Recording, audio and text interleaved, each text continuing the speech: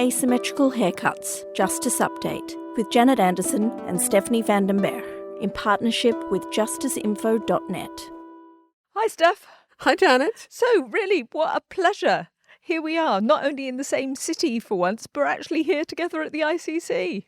Yeah, we have a lot going on nowadays, and the ICC is absolutely going through the deepest crisis in its history. We now have 5 individuals under sanction by the United States, and everyone in this building seems to be holding their breath to see if the institution as a whole will get sanctioned, and lots of people are ducking behind pillars when they see me rock up. Yeah, you are exceptionally annoying, Steph. I sympathise with them. I'd also mention people should remember that one of those sanctions, the prosecutor, Karim Khan, is actually also on suspension at the moment, and he's awaiting the results of an investigation into alleged sexual misconduct, which doesn't help the crisis atmosphere. Yeah, and we had exciting hearings planned for the end of this month with the confirmation of charges hearing for former Philippine President Rodrigo Duterte, but that's now been delayed, and we're going to discuss that in more details in another episode. But meanwhile, we are here at the ICC because the prosecutor, together with the judges and despite the defence, have agreed to hold a new kind of hearing.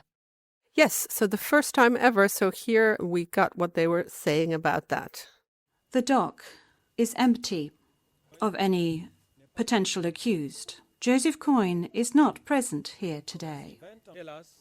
Unfortunately, the tentacles of international criminal justice, even though lengthy, with the cooperation of states, whether they be signatory to the Rome Statute or not, have not been sufficient to ensure the swift arrest of fugitives. And today we are here on what is undoubtedly a milestone for the court. The first confirmation hearing of a suspect who has never appeared, with the chair at the back of the courtroom sitting empty. Yep. That was Deputy Prosecutor Mame Mandiai Nyang speaking via an interpreter, and then after him, Lead Defence Counsel Peter Haines agreeing. It's always rare when you get the prosecutor and defence agreeing, but agreeing that there is a gap in the courtroom. There was a space, there was a lacuna, a missing body, there was a security guard, but there was no accused. So explain to us what's going on, Steph. Lay it out for us about who it is, which charges, and who's been on the run. So this case is about the leader of the Lord's Resistance Army, a Ugandan rebel group. It is Joseph Kony, or Kony, as we have learned in these hearings. The prosecution wants to charge him with 39 charges of crimes against humanity and war crimes, including mostly charges of conscripting and using children in combat and sexual slavery and forced pregnancy and having forced wives. He's been on the run since 2005, so he's the longest running fugitive at the ICC, and he could not be found. So at some point in 2022, the prosecutor has asked for... 2022?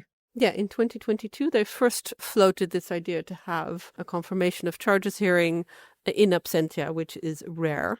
And they were discussing, really, I don't know if we've even mentioned it's northern Uganda. You've mentioned that it's the Lord's Resistance Army, but northern Uganda is about what happened in the period 2002, 2005, about what happened in the internal displaced camps there and at a girls' school. And of course, we had all of that, as I'm sure we'll come to again later. The dynamic Google Earth map took us right there.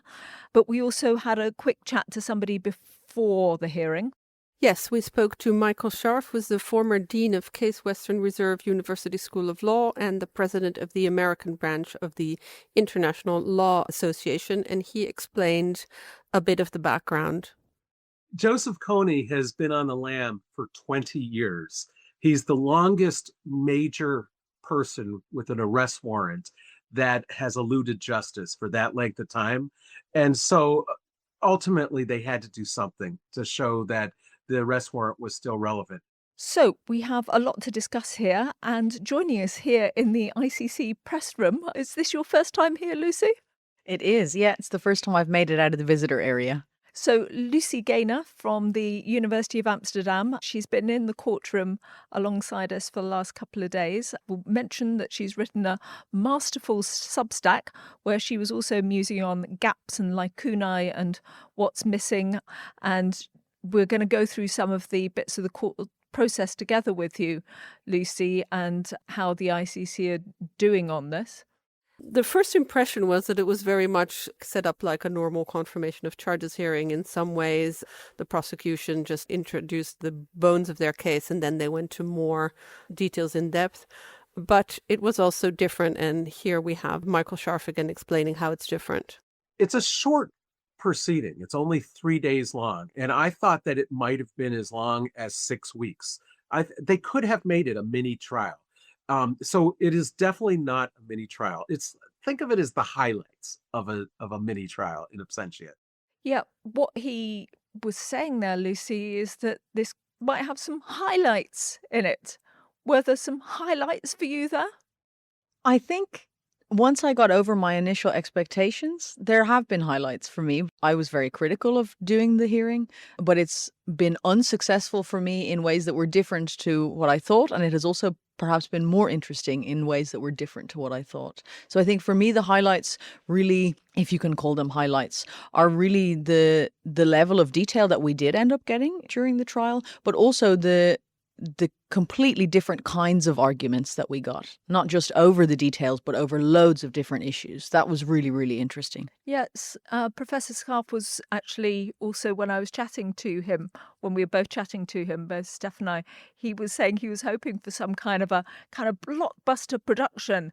And at that point, he'd called it Hollywood style because he really wanted to try and cut through to a wider audience. People get bored of watching international trials. What they learn about international justice, they usually learn sometimes from documentaries, but mostly from Hollywood-style movies. And so therefore, if you really want to have an impact on the world's population, that's what you want to make this if you're the prosecution.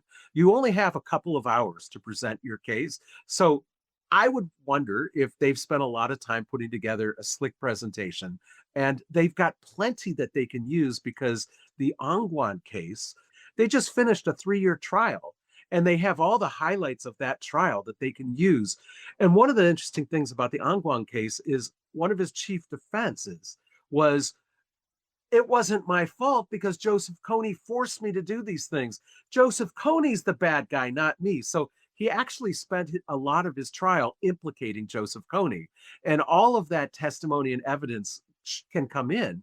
So not only the evidence of what happened, the consequences, the horrors, but also of Joseph Kony's direct involvement through the eyes of his principal lieutenant.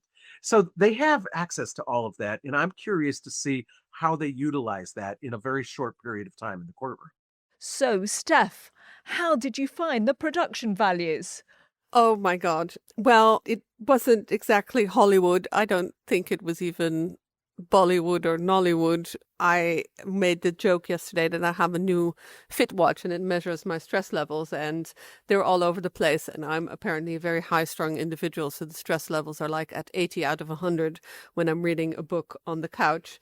And I was checking them yesterday. I looked at my watch and they were 14 out of 100, which is the level that I sleep. So. And that was during what? That was during Niang's presentation of the case before. So you're not turned on by process and procedure and a timeline? Apparently, I mean, I think it is because it was kind of boring, and I wonder how you can make Kony boring. The other possibly more disturbing conclusion is that I get lulled into a sense of calm by descriptions of atrocities.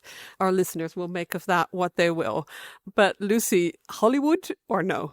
Well, not Hollywood, but I'm also never bored in hearings like this. And I also think the prosecutor was a little bit, damned if they did and damned if they didn't, because to have made this very Hollywood would probably have just reinforced so many of the critiques of why you shouldn't do hearings like this without an accused.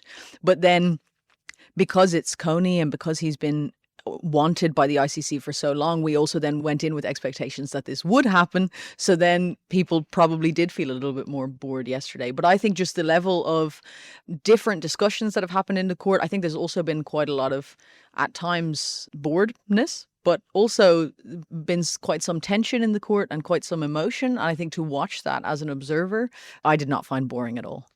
We should mention we're recording this podcast halfway through the Wednesday, which is, it looks like it's coming towards the end of the hearing, actually being squeezed into 2 days rather than 3, but we don't quite know yet because we're recording it before it's actually over. But I agree with you that there's quite a lot of substance in there. So maybe we should get into some of that because, well, often we have had the ICC's main prosecutor in each case. I mean, Karim Khan is quite larger than life. I mean, he does take up a lot of room. In this case, apart from Nyang, the deputy prosecutor, one of the deputy prosecutors giving his presentation, we heard from quite a number of the office of the prosecutor. Do we know who they all were, Steph? It's a bit of a source of contention among journalists. What we've noticed is that they don't give all the presentation of all the lawyers for the prosecutor who are in the courtroom anymore, and they will give us the names of those who are speaking, but sometimes not all the names. And we understand that this is maybe a new way of dealing with it, just not to identify everybody. And probably I assume that is because of the threat of sanctions and the kind of increased level of scrutiny and criticism towards the court. But it is a different approach, and it means for us in news agencies that we cannot quote everybody who is speaking if they won't give their full name, because that is just a rule that Reuters, for example, has. Well, we will be quoting from those that we do have the full names of, and maybe an apology in advance. I don't think we've got any clips from the common legal representative of victims, despite the fact that they had some quite interesting presentation and arguments, because we can only fit so much in to a podcast. So let's kick off. This is Office of the Prosecutor to start with, and we're talking about 39 charges. There's a lot there. They sort of dealt with all of the different material from different angles. So we had the organisational detail from Leonie von Braun. Mr. Kony and LRA commanders could rely for the obedience in the execution of their orders to commit the charged crimes on a reliable pool of persons, the LRA fighters under their control. Kony used the LRA to subjugate the will of its fighters who executed the crimes. The LRA fighters functioned as tools, and accordingly, Your Honors, their conduct is attributable to Mr. Kony. The evidence shows that he was the uncontested leader of the LRA. Witnesses with knowledge of the internal structure refer to him variously as the overall leader, chairman, president, chief commander. And then she went on. And what is it these men wanted to achieve? As demonstrated by the sequence of events charged in this case, the LRA co-perpetrators wanted to attack civilians in northern Uganda, whom they perceived as their enemies, because they believed them to support the government, a government the LRA was at war with.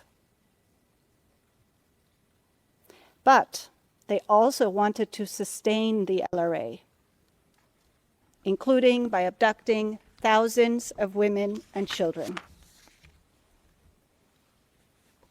The charged crimes were all executed through the organized and hierarchical apparatus of power that was the LRA. Control Altar was a governing body and a type of LRA headquarters. It included posts like Army Commander, Deputy Army Commander, Chief of Staff. From that explanation of the hierarchy and Kony's role, did you find Leonie von Braun's arguments convincing? I'm not sure about convincing. It wasn't what I expected. I thought it was quite surprising to me how so much of the narrative about the LRA that came from her presentation really didn't seem to emphasize specifics of Kony's role. It was very much about this plan. And I think, there was a lot of confusion I spoke about with some people yesterday over following this document of all of the different leaders of the LRA and where they fit in. And of course, we heard this morning that actually one of them had been portrayed with an incorrect photograph that had not been verified to be them at all. So I think... And there were a couple of people who had no photographs at all, yet they were all... What often strikes me with these things is it kind of tries to put a number of bits of facts together and make sense of them. Yeah, and I think it's also potentially a challenge of just narrating the violence in Uganda specifically, right? The LRA is this organization that has been around for so long and we know so much about in so many ways, but at the same time is quite vague and amorphous in so many other ways. And so I think really what we saw in that presentation was the prosecutor trying to really grapple with that tension between how we know so much about certain things and so little about others. And she really tried to bridge that gap. And then we had, after Leni von Braun, we had Melissa Sims, and she was running through, as far as I can remember, the different types of crimes. And the one that I just wanted to pick out from her was this issue of persecution. That struck me because it's about the idea that under crimes against humanity, persecution, you can say that people of northern Uganda were persecuted for not supporting the LRA, for deliberately not helping these fighters. So here's Melissa's, I think, last remarks. The prosecution has throughout today highlighted the persecutory behavior of the LRA under the orders of Mr. Kony, and the acts and experiences of the survivors, which I have highlighted today, demonstrates this persecutory intent. Your Honours, the prosecution could only provide a snapshot of the extensive body of evidence coming from its over 180 witnesses. The prosecution submits that there are substantial grounds to believe that Mr. Kony is criminally responsible for the attacks detailed at counts 1 through to 13. Any comment, Lucy? I think from a historian's perspective, that was one of the presentations I found the most impressive yesterday because it was simultaneously a chronological overview of the attacks on IDP camps with this legal argument about persecution woven in, which I found actually quite compelling. And by the end of the first day, we also had a Ugandan member of the Office of the Prosecutor, Sanyu Ndagire, who was really going into detail on the abduction of women and girls and what happened to them in the LRA in quite harrowing detail. With respect to women and girls that were forcibly integrated into the LRA from at least 1st July 2002 until 31st December 2005 in northern Uganda. Mr. Kony is charged with the following crimes listed in these counts: enslavement, the inhumane act of forced marriage, rape, torture, other inhumane acts of severe abuse and mistreatment, cruel treatment, gender persecution, as well as sexual slavery and forced pregnancy. Yeah, as you say, Steph, the details were very harrowing. We've got quite a few clips of Sanyu. So here's number 2. Witness P214, who was herself abducted at the age of 17, states, and I quote, Kony decided to distribute us girls to different commanders as wives. Kony was seated under a tree and called us. He looked at us and told his security guards to pick 4 girls for him to stay in his home. Kony then told the top commanders to also pick girls. The commanders pointed at the girls they wanted, and then their security guards would take the selected girls to their homes. After that, Kony allocated the rest of the girls to lower-ranking commanders. Each commander received 1 girl. The girls did not have a choice but to go with the commanders. we were told on where to go. And if one resisted, she was beaten. I saw that some of the girls resisted, and they started crying when they were forcefully taken away. This is our chance, isn't it, Steph, to actually hear some of the actual material of what was actually said in the court. As a result of the forced sexual intercourse that the abducted women and girls endured within the coercive environment of the LRA, at least hundreds of women and girls became pregnant, having no choice as to whether, when, or with whom to have a child. The expectation of women to produce children was central to Kony's motive, which was to create a new Acholi tribe. And this was implemented through the abduction, enslavement, and forced marriage of women. Yeah, and now we also have a last bit of Sanu talking more about how pregnant women and girls weren't free to leave and were kept. Pregnant women and girls were not free to leave the LRA. The LRA subjected them to the same coercive and violent environment, including forced exclusive sexual relationships and sexual abuse. The LRA unlawfully confined these women and girls during their pregnancies with the intent to carry out grave violations of international law, including continued enslavement, rape, torture, and the inhumane act of forced marriage.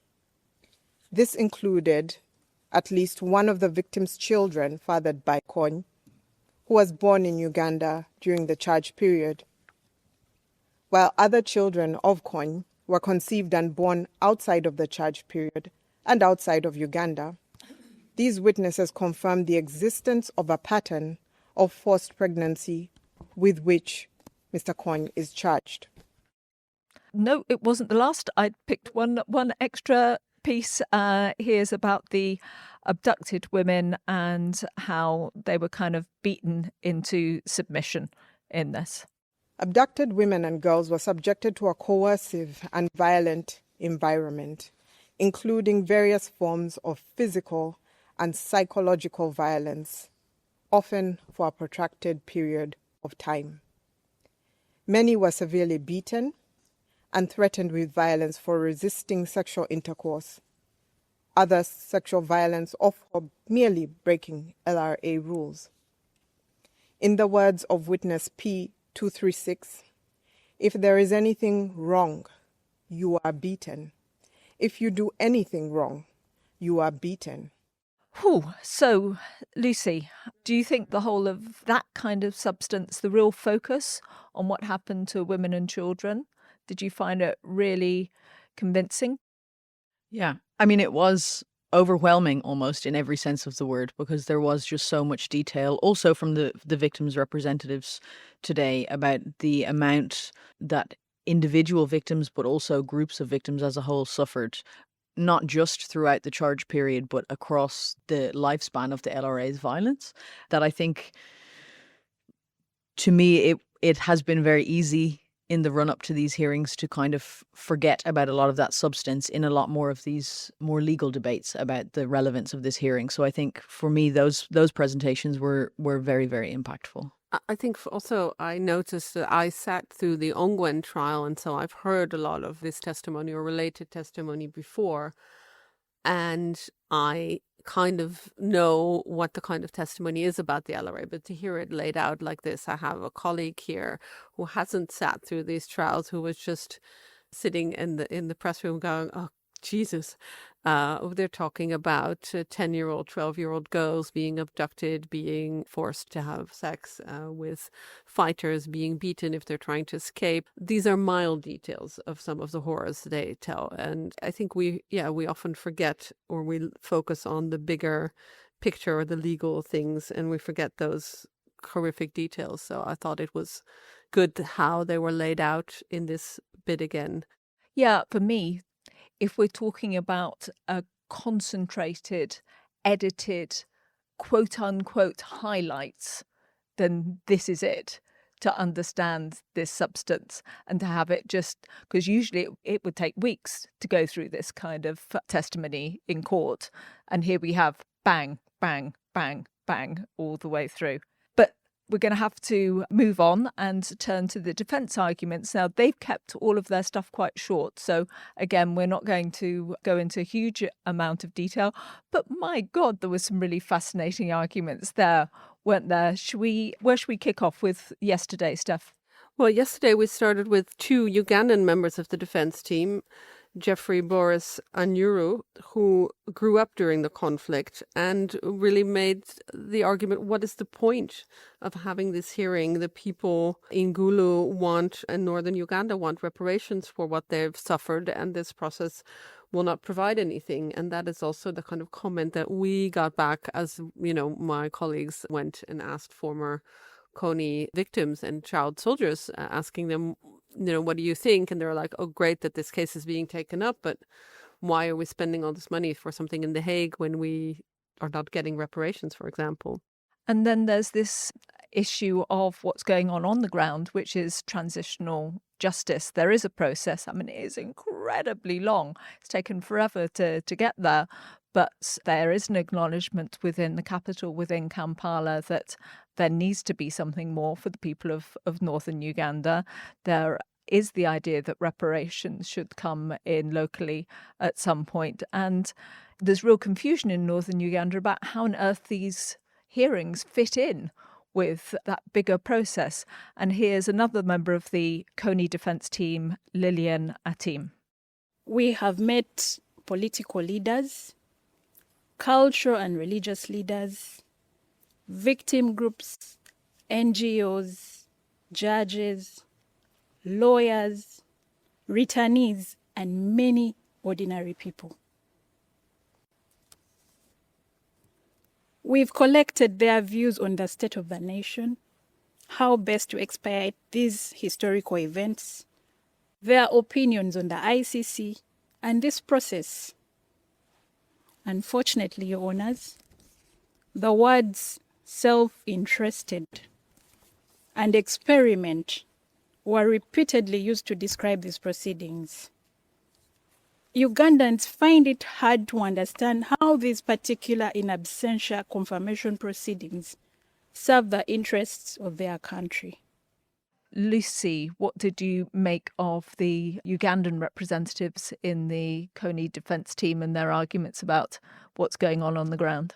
Well, I think for me, Lillian Atim's argument or discussion there at the end about these ideas of self-interested and experiment really epitomized for me some of the issues with not just this hearing, but some of the ICC hearings more generally, which is who is the actual audience for these things? What expectations do we have when we say the word justice versus the Office of the Prosecutor, versus defence, versus victims in Uganda, versus former perpetrators in Uganda? And the defence really opened up that argument again, I thought, yesterday. And to, I must say, my delight, we had Peter Haynes leading the defence team because he's always very succinct and clear.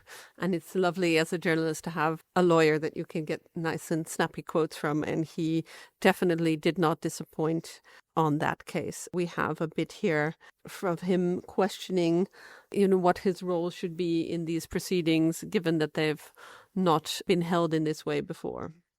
Running alongside what might be termed normal case preparation has been the nagging uncertainty of what our professional responsibilities are in this unprecedented situation for counsel and a defence legal team. For all of us, this is a novel situation. The same soul-searching questions dogged our every decision along the way. Namely, what exactly can a defence lawyer argue without instructions? And what is in Joseph Kony's best interests? Can we assume that he would even wish to contest the confirmation of charges against him? Might he not prefer to waive any challenge and keep his powder dry for trial, or even to plead guilty? How would we be serving his interests by advancing even the most obviously meritorious arguments as to the form of the charges, when one, indeed probably the most likely outcome of any such challenge, would be an adjournment to permit the prosecution to amend accordingly, thereby tightening and strengthening the case against him? How would it be in his interests to point to fundamental flaws in the prosecution's linkage evidence if that would only serve as a tutorial for its investigators, again prejudicing his position for any possible rerun of this confirmation of charges or at trial? How can we challenge evidence without instructions as to his likely plea or his comments as to whether he accepted or challenged the evidence in the first place? And then again, there is the ancillary point of how such an approach would be strategically consistent with the stance we have previously taken as to these proceedings, and our concurrent reluctance to appear to provide a template or precedent for how such proceedings might be conducted in the future. Thus, in due course, you may find our submissions will be limited to issues of process and remedy, which we are comfortable fall within our professional and ethical mandate and cause no prejudice, real or potential, to the absent Joseph Kony. And then today, speaking on Wednesday, the defence was discussing more fully the actual charges. And Peter Hain said at this point that, he kicked off by saying he didn't think the judges should actually make any decision on confirmation of charges. And he had some really interesting arguments around that. He basically said, everything's been solved, in inverted commas, by holding the hearings. There's been more publicity on this. Everyone's been informed on what the charges are. Why on earth should the judges actually make any decision in the end? But then he spent a whole load of time really pouring scorn on the details of the OTP presentation. I'm sure had their hackles rising on the other side of the room. But he didn't actually spend any time doing the detailed work, pointing out exactly where they were, where he considered their presentation didn't hold together. Maybe there was one reference to they were talking about thousands of victims, but they only had a list of 200. But in general, he just enjoyed lambasting them. It was delightfully passive-aggressive. I could complain about X, Y, and Z and then give it little details of X, Y, and Z, but I won't. And you could see the prosecution kind of look slightly miffed at this. My role is to ensure that Joseph Kony and any counsel that he may subsequently retain to represent him holds the greatest possible latitude to make arguments in relation to the prosecution's case. So you will not be hearing today about the ways in which some of the charges in the amended document containing the charges are legally incoherent or incompatible. You will not be hearing about this serious unreliability of some of the prosecution's central evidence. You will not be hearing about other ways in which the facts have been characterized by the prosecution in a legally erroneous manner. And let me say on this point, there is no shortage of issues in this case that a duly instructed counsel would love to challenge. As a lawyer of over 35 years' experience, I have to say it was painful for me to sit back and not object when I heard the prosecution use such imprecise language as you heard yesterday, referring to at least thousands of victims, and then citing to a list of 204 victims in support of that proposition. Such imprecision would not be accepted in any charging document in any legal system in the world. And lastly, It was very uncomfortable for me to have to sit on my hands as the prosecution presented on screen entries from logbooks as though they were the diaries of Joseph Kony itself. Madam President, Your Honours will know from your scrutiny of the evidence in this case that these logbooks are purportedly English summaries of rough notes compiled by another person who listened into conversations in Acholi in coded language that they oftentimes didn't understand. These logbooks went through many, many links in the chain of custody.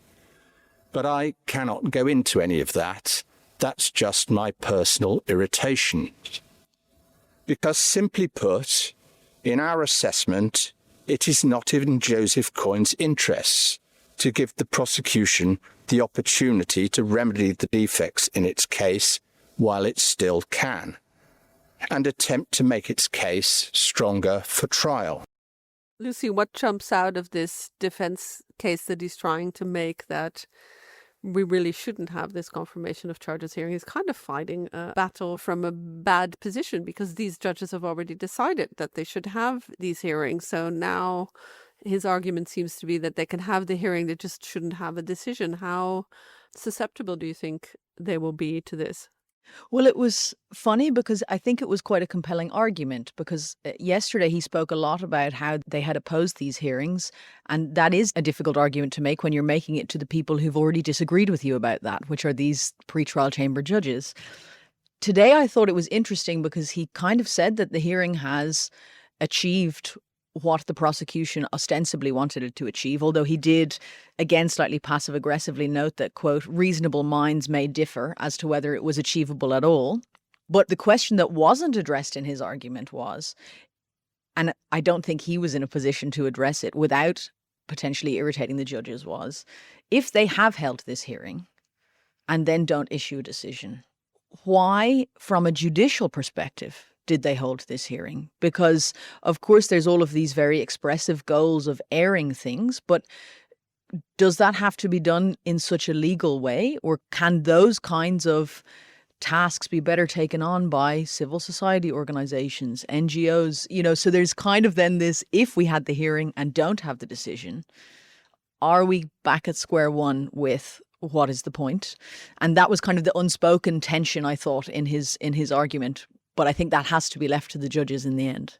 Okay, I'm just going to ask us if we can help wrap up the podcast by pulling out sort of a bit more helicopter stuff and reintroduce Michael Schaaf again as a commentator.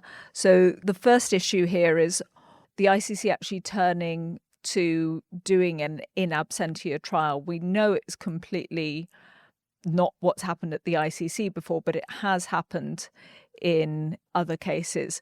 Here's his view. Well, if you're from the United Kingdom or another country that's originally part of the Commonwealth, so that would include the United States, Canada, Australia, and many others, there are no in absentia trials. And so this is a weird kind of concept. But if you're from a civil law country or a Sharia country or many other countries, which is the majority of countries in the world, they do in absentia trials all the time. And one thing that you should keep your eye on is the Ukraine cases against Russia that are going to be in the news in the coming months are all going to be in absentia. And the new International Tribunal for the Crime of Aggression of Russia's aggression against Ukraine has in absentia trials. So the in absentia trial thing from an American point of view looks weird, but from the rest of the world, they're quite used to it, and it has been used. Nuremberg, the first ever international tribunal, also had in absentia trials, and there were convicted people at Nuremberg who they were able to get custody over and bring into the courtroom. The problem, though, with in absentia trials is that the defendant cannot talk to their lawyer. The lawyers don't even know where the defendants are. So they can't instruct them. They can't tell them, well, this is my alibi. This is where I was. They can't say, hey, that person has a grudge against me. They're lying. They can't give them all of that really good information that a defendant does when they're working hand in glove with their lawyer.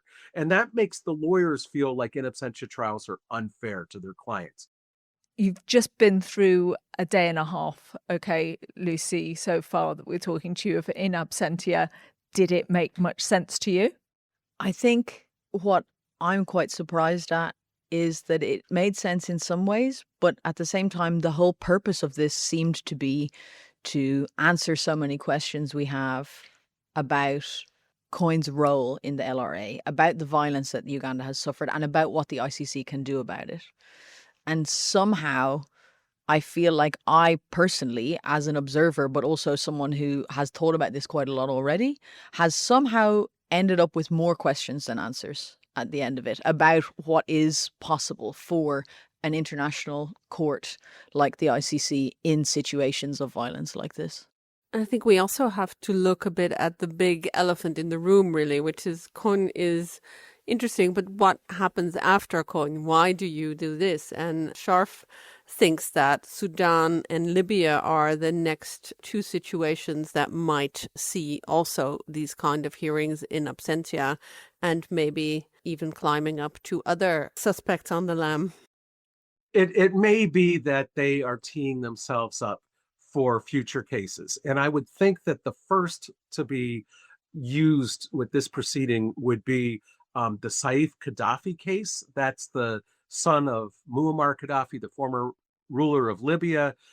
He's been indicted and the Libyan authorities have let him go and nobody's sure where he is. And now that's been over a decade. So that's getting close to the Kony situation. Then you've got al-Bashir from the Sudan. You know, he was indicted for genocide. For a while, he was running the country. Then they took him into custody. Then they said they would surrender him to The Hague. No one's quite sure where he is either. And so both of those are very similar to the Kony case because the standard is that the individual has to be someone who cannot be found. Now, when we're talking about Putin or Netanyahu, we know where they are, right? They're sitting in their office in the Kremlin or in Tel Aviv or Jerusalem. It's clear where they are, but depending on how you define not to be found, it could be that this process could be used against them because even though we know where they are outside the reach of the ICC. So it's possible that over a period of years, and those indictments are still really fresh. In the case of Kony, they said, well, we waited 17 years. Now we're ready to try this. And like I said, the other cases of al-Bashir and Gaddafi are very old too. In the case of Netanyahu and Putin, we're talking about just a couple of years. So they're not going to do that anytime soon. But if the International Criminal Court finds itself, increasingly frustrated with its inability to bring them to justice, and the crimes that they're committing linger on and continue over year after year after year, I could definitely see them trying this procedure. And therefore, the Kony confirmation in absentia is a trial run and an important precedent for these other bigger cases. So, Lucy, I could see your hand gestures as you were listening to us. I'm saying scarf rather than scarf there, but I mean, I'm gonna stick with the Dutch pronunciation. No, I think it's scarf, no? I'm sure you're right, but apologies to Michael. I'm sure I've got it wrong, whichever way round. What do you think? Are we going to see more of this, Lucy? I don't know. I think the argument by Haynes really sets it up that the issuance or non-issuance of a decision, even if, for example, the judges were only to confirm 10 charges, but the act of issuing the decision will set a real precedent. And I think if they do issue a decision, we could see more of it. But there's a real risk, I think, of reproducing some of the biases that the court has been accused of in the first place, because, as we heard in that excerpt, this is much less likely to happen for leaders like Putin or Netanyahu, of course, for quite technical reasons, because they can be found in a way Kony couldn't. But they also look like the kind of leaders who have protection. Yes, and because they have protection. I'm not convinced, or I cannot imagine any circumstance in which, even if Putin went on the run tomorrow, that there would eventually be an in absentia hearing for him. And so there is a real risk, I think, of reproducing the alleged neo-colonial bias that the court was accused of so often in the early days of Luis Moreno Ocampo's reign as prosecutor. I was thinking sort of in terms of some of the final bits and pieces. I was wondering, let's say Kony or any other person for whom this kind of procedure is introduced, let's say they get arrested. What on earth happens then? Who puts them on trial? I mean, in Kony's case, Uganda could, as Peter Haynes said, is not Uganda fit and willing? It's just done a trial with Thomas Coelho, which is now in the appeals stage. Surely Uganda would put him on trial. Why would they hand him over to the ICC? If he was handed over to the ICC, wouldn't we end up with another confirmation of charges? What do you think, Steph? Yeah, that's one of the arguments Haynes was making, that in the Special Tribunal for Lebanon, which had these in absentia cases, that he said that the judges there decided that if suspects would finally show up, they would have to redo the entire proceeding. So, yes, confirmation of charges hearing. So I think he was also making that point of the kind of waste of money and resources in this.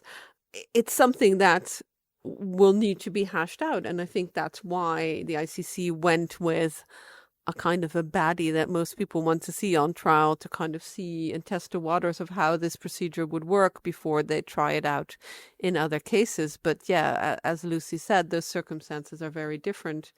And we've also found that these very specific different circumstances sometimes also lead the court to make exceptions in other cases, all based on, the precedent they have, but they're all slightly different. And so you can always make the argument that because legally it is slightly different, that they don't have to make the same decision as they did in other cases.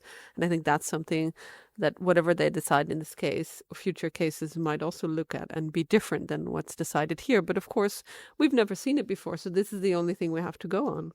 So, Lucy, final thoughts before you hair off? We're delaying you from going back to the final session. My final thoughts is that I think this was a real lesson for a lot of observers about what expectations we also have of international justice and international justice hearings. And it also, for me, the biggest takeaway from this is that the question of audience is the most important. Who are any ICC hearings for? Not just judgments, but actual daily hearings and airings of evidence, even if it only takes 30 minutes. Who is it actually being done for? And whatever your answer to that question will kind of dictate your stance on proceedings like this. And I think that's been the real takeaway for me from these last 2 days. Thanks so much, Lucy, for giving up your time. Lucy's Substack is called? I don't know. Lucy Gaynor is my Substack name, so that's what I write it under, and it's usually just my observations when I observe trials. Maybe I have a catchy name that I've forgotten, but I don't think I do. We must come up with a catchy, punny international law name. We'll think about it. But I think Lucy Gaynor at Substack, if you want to follow it. I like to have the last word, but I don't have any more sensible observations than the very great observation that Lucy made, so I'm going to shut up. Nevertheless, Steph, you've almost got the last word. As I should. This was Asymmetrical Haircuts, your international justice podcast, created and presented by Janet Anderson and Stephanie van den Berg. This episode was created in partnership with justiceinfo.net, an independent site covering justice efforts for mass violence, and with the Hague Humanity Hub. Music is by autonautics.com. You can find show notes and everything about the podcast on asymmetricalhaircuts.com. This show is available on every major podcast service, so please subscribe, give us a rating, and spread the word.